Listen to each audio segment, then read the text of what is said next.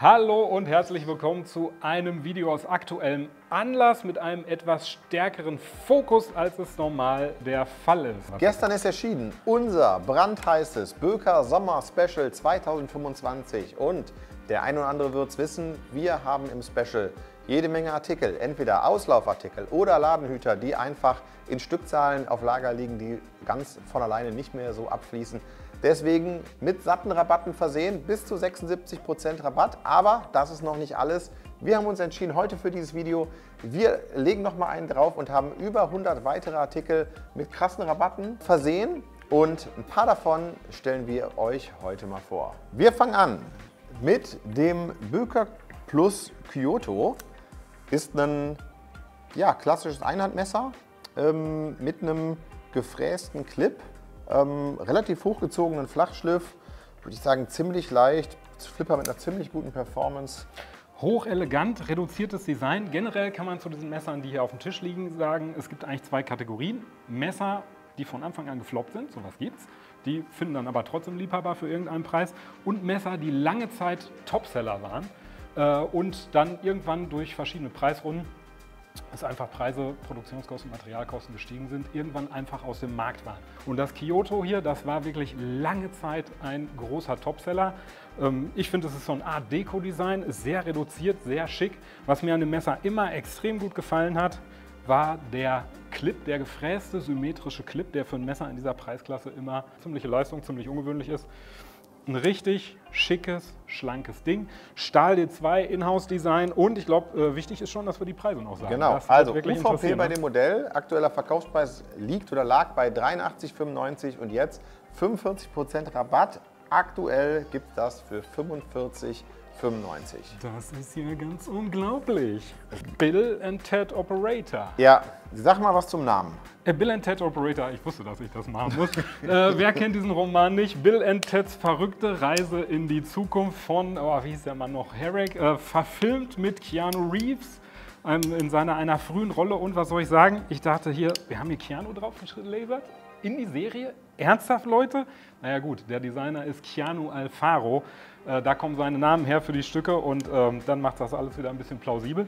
Das Schöne daran ist, wir haben hier eine austauschbare, handelsübliche Trapezklinge und auf der anderen Seite eben eine universelle, auch lebensmittelgeeignete Einhandklinge. Zuletzt bei 67,95 € und gibt es jetzt schon für unschlagbare 36,95 €. Also hier quasi ein Messer mit zwei Klingen. Das ist ja quasi ohnehin schon quasi doppelte Performance für einen halben Preis. Ja, Wahnsinn. Jetzt nochmal fast für die Hälfte, also... Vielleicht preisen wir hinterher wieder hoch. Das kann ja eigentlich nicht sein. Ja, D2 noch für die Akten, wen es interessiert, bei der Hauptklinge. Auch wenn Springmesser mittlerweile ein berechtigtes Interesse, zumindest in Deutschland, erfordern, so haben wir hier auch ein Automatikmesser dabei. Und zwar, die Kenner werden sofort sehen, das Kwaiken Grip Automatik. Zum Kwaiken muss man nicht viel sagen. Lucas Burnley Design, in dem Falle hier mit Aluminiumschalen mit einer aufgebrachten Textur. Ganz normaler Druckknopf, wie sich das für ein Springmesser gehört. Und das Kwaiken lag auch bei 83,95 € und auch dieses Modell 45,95 €. Also muss man sagen, für ein Kwaiken schon ein sensationeller Preis, für ein Kwaiken Automatic erst recht. Ja, und vor allem das Ding war von Anfang an Kracher. Ich meine, da waren ja ein paar Schleifen drin. Wir haben es, glaube ich, erst produzieren lassen von ProTech in den USA. Und wir haben es dann für einen Bruchteil des Preises natürlich auch mit dem alten Preis auf den Markt geschmissen aus Böker Plus. Der Qualitätsabstand war wirklich nicht so groß. Also geiles, schönes, abgespecktes Ding, richtig schönes, klares Burnley-Design, wie die so sind. D2 zwar inzwischen gilt als out und alt und sonst was, aber letztendlich, man kann die so ausschleifen, dass sie am Unterarm rasieren und ja, was soll ein Stahl mehr leisten? Ich bin immer noch ein großer D2-Fan, auch wenn es andere Dinge gibt. Hydra-Design. Alessandra DeSantis. Ja, unsere einzige weibliche Messerdesignerin, die wir im Programm führen. Haben ja noch ein paar Modelle von ihr. Stahl-Framelock mit einer gefrästen G10-Schale, roter Backspacer. Also ich bin sowieso großer Alessandra DeSantis Diehard. Ich bin ein Riesenfan von allem, was sie macht. Das war eins meiner Lieblingsmesser, aber gut, der Markt entscheidet. Das war keiner von den Topsellern. Ja. Mir gefällt halt wirklich die Oberflächenstruktur, das Farbspiel mit dem roten und dem grauen G10. Hinten das eingelegte Dreieck unter der Achsschraube. Ich finde es eigentlich eins ihrer stärksten. Das lag bei 104,95 unter Ayo. Für welchen Preis gibt es das gute Stück? Für sagenhafte 57,95, nur für kurze Zeit, solange der Vorrat reicht. Und vielleicht sind damit die Karten nochmal neu gemischt. Was man sagen kann, es ist jetzt kein komplettes Lightweight-Messer, also durch den Stahl-Framelock hat es schon, ich sag mal, ein vernünftiges Gewicht. Aber der Flipper, auch kleiner Flipper, der wirklich wunderbar funktioniert, richtig knackig rauskommt. Also da wird sicherlich viele Freunde geben, die Spaß hier dran haben. Das einzige Soling? Messer dieser Auswahl hier bei uns aus Soling. Wie könnte es anders sein? Ja. Ja, da haben wir das Sportmesser Bergische Eiche. Dazu kann man natürlich sagen, das ist war das erste Messer, was wir produzieren. Es sieht sehr aus wie ein Schweizer Offiziersmesser und, Überraschung, wir bauen das schon länger als die Schweizer. Die Schweizer bauen erst seit 1884 und ich meine, es ist eine eigene Geschichte, aber früher hat die Schweiz die Militärmesser aus Solingen bezogen. Nicht direkt von uns, aber da gab es mehrere und ja, es ist wirklich ein Messer reinsten Wassers, was wirklich mit minimalen Prozessinnovationen wirklich in allen Teilen von Hand gefertigt wird, wie vor 150 Jahren. Ein alter Klassiker und hier mit heimischem Holz Bergischer Eiche tut dem natürlich ziemlich gut. Ja, ist um 25% reduziert. Anstatt 246 € liegt es jetzt bei 184,95 €. Multifunktions-Taschenmesser. Auch hier müssen wir noch mal in dem Video darauf eingehen, zur späteren Stunde, wie das Ganze produziert wird, denn ich finde das wirklich absolut faszinierend. Das wird erst zusammengebaut, dann wird es ausgemacht, so nennt man das ja, also die Teile beigeschliffen, hochglanzpoliert und dann wieder auseinandergenommen, die Klingen eingesetzt, weil man mit den eingesetzten Klingen gar nicht an alle Teile kommt. So, die Backe ist ja perfekt runter poliert unter diesem genieteten Bügel, der wird nachher auch eingesetzt. Also total faszinierend. Stellen wir euch noch mal vor, diesen Vorgang bei den Multifunktions- oder mehrteiligen Taschenmessern. Ja, also das gilt für viele Messer von uns. Wir können die leider überhaupt nicht linear durchproduzieren, sonst haben immer Schleifen drin in der Produktion, dass wir irgendeine Fläche schon mal vorarbeiten müssen und hinterher noch mal finishen.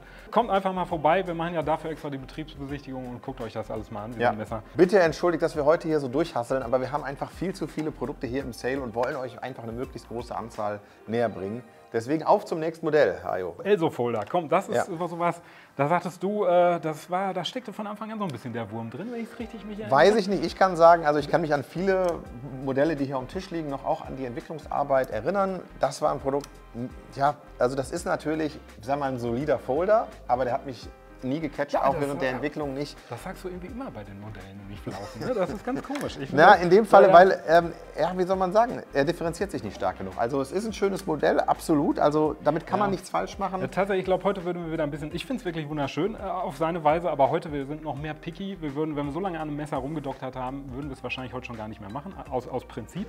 Ja. Wir hatten erst gedacht, wo stecken wir es hin? Wir dachten erst, es wird ein Premium-Folder. Premium-Folder wurde zu teuer, hat auch irgendwie nicht gewirkt und dann haben wir gesagt, ja, aber als schöner, solider, schwerer Worker, mal ein schwerer Worker, der trotzdem flach ist und das ist dieses Messer naja, also auch hier wieder der gefräste Clip, finde ich, steht im Messer gut. Und Integral Framelock, ja, ne, muss man auch letztendlich, sagen. Dem Messer wurde doch ein bisschen Unrecht getan. Ja, 94,95 war der Preis, gibt es jetzt für unschlagbare 51,95, also für ein Fuffi, wirklich ein Top-Modell, Integral Framelock mit G10-Beschalung. Und D2 für die Akten. Komm, ich greife mal einfach wieder querbeet. Ich möchte deine lineare Vorgehensweise ja, ich sehe da schon, crashen. Das machst du mit Absicht. Und zwar, letztendlich kommen wir beide ins Schwimmen, Mama. Mal kurzer Namenscheck. Was ist das für ein Modell? Spillo, sagen wir mal Spillo, ist natürlich aus diesem Zeitalter. Das ist so ein Messer, was einfach ein bisschen überlebt ist durch den Trend. Das war dieses Jade und Schwarz, das hatten wir mal relativ viel, war mal sehr gefragt, Produktlebenszyklus ist rum. Aber ich finde diese Kombination, die Farbkombination immer noch magisch. Ja, ich glaube, geprägt hat die Blade HQ in den USA, also diese Kombination schwarze Klinge, Jade G10, vielleicht auch was ist dieses Jade? Das ist Natural G10. Das ist quasi, man sagt ungefärbtes G10, so sieht das also in freier Wildbahn aus, bevor da Farbe dran gekommen ist. Hat einen Mikroflipper, der wirklich richtig schön funktioniert. Ansonsten Liner Lock, also das ist eigentlich, ja, jetzt schreien wieder alle, die kein Einhandmesser als EDC bezeichnen möchten, aber ist wirklich ein wunderbares Alltagsmesser, weil es klein ist, nicht stark aufbaut und einen richtig performanten Flipper hat. Jetzt bei sagenhaften 37,95 mit 45% Rabatt. Also auch das für 37,95 ist gekauft. Muss man mitnehmen. Ach, Überraschung, 440C. Ja, genau. Auch hier, also mir hat bisher noch niemand wirklich beweisen können, dass ein 440C schlechter ist als ein ATS 34 oder ein 154 CM. Aber die Stähle sind halt irgendwann alt und dann sind die in der Wahrnehmung einfach die Jüngeren höher im Ranking. Bark Beetle, einer meiner absoluten Lieblinge. Sandor Hagius. Was haben wir für einen Stahl? Auf jeden Fall ein Kohlenstoffstahl, war es 1095 oder SK5? Nee, weiß ich, 1095, ja. Also ist so ein wirklich ganz schlankes für Jäger, vielleicht zum Ringeln. Böker USA hat mal ein Überlebensmesser für die US Air Force im Zweiten Weltkrieg gemacht. Und das war eigentlich so ein Ding. Wenn man draußen was gejagt bekommt und essen kann, mit Fallenjagd oder sonst was, und es ist klein, dann ist ein Fisch geangelt oder irgendwie ein Kaninchen und dafür ist das Messer wirklich optimal. Genau. Wollte ich gerade sagen, weil wir haben ja auch schon mal über Fischmesser gesprochen oder uns Gedanken gemacht und da muss man sagen, ist das Bark Beetle auch eine meiner Präferenzen bei uns aus dem Programm. Warum? Durch die recht schlanke Klinge, relativ spitz ausgeformt, ist das auch das, was man so in diese Kategorie Bird and Trout Messer packen kann. Wunderbarer Begleiter zum Öffnen eines Fisches, natürlich auch durch den hochgezogenen Flachschliff für alle anderen Schneidaufgaben auch am Wasser hervorragend geeignet. Also auch für die Angler unter euch definitiv eine Empfehlung. Bark Beetle, ich habe mich immer gefragt, ob es Borkenkäfer oder Bellkäfer heißt. Ich vermute Borkenkäfer. Wer hat sich die Frage nicht auch gestellt? Ja, natürlich. Also anstatt, gut, dass ihr mir anstatt 60,95 liegt das Ganze jetzt bei 51,95, also auch absolute Empfehlung. Mikri und Makri, komischerweise. Wir haben hier das Mikri, klingt nach kleiner, aber das Mikri ist das größere von beiden, unterscheiden sich um 1 cm, halben halt also diese Kukri-Form, was natürlich nicht zum Hauen in der Größe verwendet ist, aber zieht sich schön in den Schnitt. Dafür ist das Nachschleifen ein bisschen trickiger, aber schöne Oberflächenstruktur und ja, der Cornell Kiss hat ja immer wirklich seine eigene Formsprache und macht da ganz hübsche Sachen. Ja, unschwer zu erkennen, wirklich ganz charakteristisch, dieses riesen Fangriemenloch, natürlich für Lanyard etc. Designelement. Perfekt, genau, zu benutzen. Preislich lag das Ganze bei 83,95 und neuer Preis jetzt bei uns 45,95. Genau, und das kleinere, ähnlicher Rabatt, 46% von 78,95 jetzt auf 42,95 rabattiert. Also auch hier Knallerpreise. Von daher, jeder, der das schon mal haben wollte, damit geliebäugelt hat, jetzt ist euer Moment gekommen. Das ist was ich absolut mag. Ja. Das Böker Plus Excalibur 2 Framelock Mikata. Was ich weiß, die Excalibur Range ist was schon ganz lange bei uns im Programm ist. Sind Modelle, also ich mag das Design total. Skeller, ein südafrikanischer Designer, ich fand die unheimlich früh, 2009 oder früher kamen die noch raus, war ein absoluter Paukenschlag, kam ursprünglich raus in G10 mit blau eloxierten Linern, also sind wirklich sensationell. Die ersten waren eher so Gentleman-Folder und das ist jetzt so ein bisschen so ein Rough-Tough-Ausführung, genau. Stahl, also wir Framelock. mochten das Modell, wollten dem nochmal einen Push geben, haben deshalb jetzt diese Mikata-Variante mit dem Framelock konzipiert. Hat sich auch total gut verkauft, aber auch hier, wir befinden uns irgendwo am Ende des Lebenszyklus und irgendwann sind dann die Lagerbestände, die wir haben, die sich nicht mehr ganz so schnell drehen. Und dann braucht es einfach zur Verabschiedung aus unserem Sortiment nochmal einen kleinen preislichen Push und dann bin ich mir sicher, wird dieses wunderbare Modell auch viele Leute glücklich machen. Wichtig ist, das ist ein Zweihandmesser mit Nagelhau, mit Framelock, D2-Klinge, preislich reduziert um 35% von 99,95 auf 64,95. Brad Zinker, sowieso ein absoluter Erfolgsdesigner bei uns und der hat dann nochmal dieses Linear rausgebracht. In 2 Varianten war das damals. Messing-eloxierte Liner und grünes Mikata und eben das blaue mit Cocobolo. Die waren in der Zeit, als sie rauskamen, wirklich ein paar Jahre absolute Topseller, wirklich sensationelle Dinger.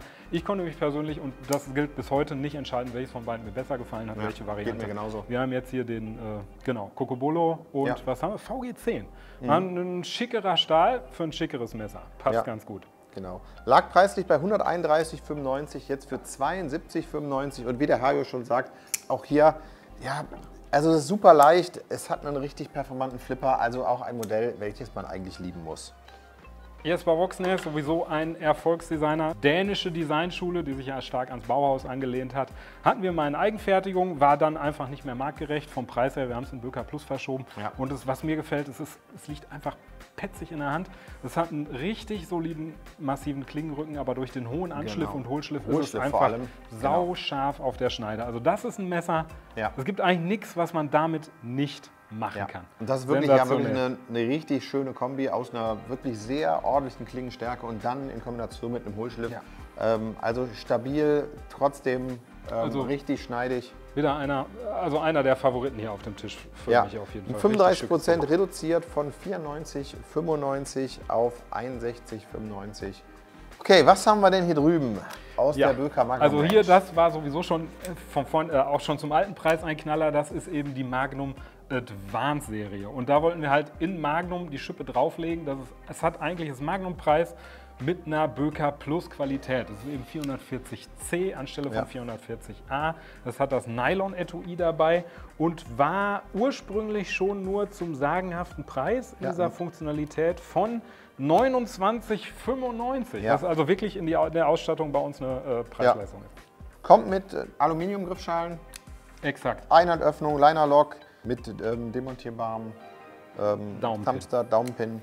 Wie gesagt, 21,95 und kommt sogar mit einem kleinen Nylon-Etui daher. Ja. Das Dogleg. Ja. Das ist ein Springmesser. Ich finde es halt sensationell über die Mechanik, weil es ein Springmesser ist, das als Lockback verriegelt und auch als Lockback entriegelt. Und es hat durch die satten Materialstärken hat es auch einen einfach richtig schönen Klang. Ich hoffe, man hat es gehört. Ja. Und Design abgespeckt, also ein richtig schönes Dingelchen. Ja, absolut. Also es ist vielleicht für den einen oder anderen gewöhnungsbedürftig, dadurch, dass der Verschluss tatsächlich jetzt hier, der Automatikverschluss auf der Seite aufgebracht ist, kein klassischer Druckknopf.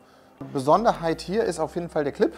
Der Clip ist wirklich in die Schale integriert, also der baut nicht auf, sondern ist wirklich hier mit so Schlitzen in die Schale eingelassen und lässt sich trotzdem wirklich wunderbar verwenden. Ist mal was Besonderes. Ein kleines Juwel. Das ist eins dieser Messer, was wirklich Jahre, wenn nicht sogar über ein Jahrzehnt lang ein ungebrochener Topseller war. Und zwar ist es das Lil Giant. Und das ist diese Klasse von Messern für 3 Finger, die trotzdem wunderbar in der Hand liegen. Olivfarbene Kydex-Scheide, auch wirklich was richtig Schickes. Also auch ein Messer, Jagdmesser, Outdoor-Messer. Ja. Alles, was man machen kann, legal zu führen. Ja. Und 15% Rabatt von 52,95 auf 44,95 reduziert. So, das war's von uns heute mit dieser kleinen Verkaufsschau. Ich hoffe, es hat euch trotzdem gefallen. Lasst uns doch mal wissen, um welches Messer kommt man nicht drum herum. Vielleicht habt ihr auch einen Tipp aus dieser Auswahl von den 600 Stück für die anderen Zuschauer. Welches Messer sollte man sich anschauen und welches kommt man nicht drum herum? Was ist hier der absolute Preis-Leistungs-Banger? Schreibt es gerne in die Kommentare. Und ja. Ansonsten, ihr kennt eure Aufgaben. Kommentieren, abonnieren, liken, teilen. Heute kommt noch dazu, bestellen am besten. Auf jeden Fall viel Spaß beim Durchstöbern. Habt eine gute Zeit, seid nur zu euren Messern und bleibt neugierig.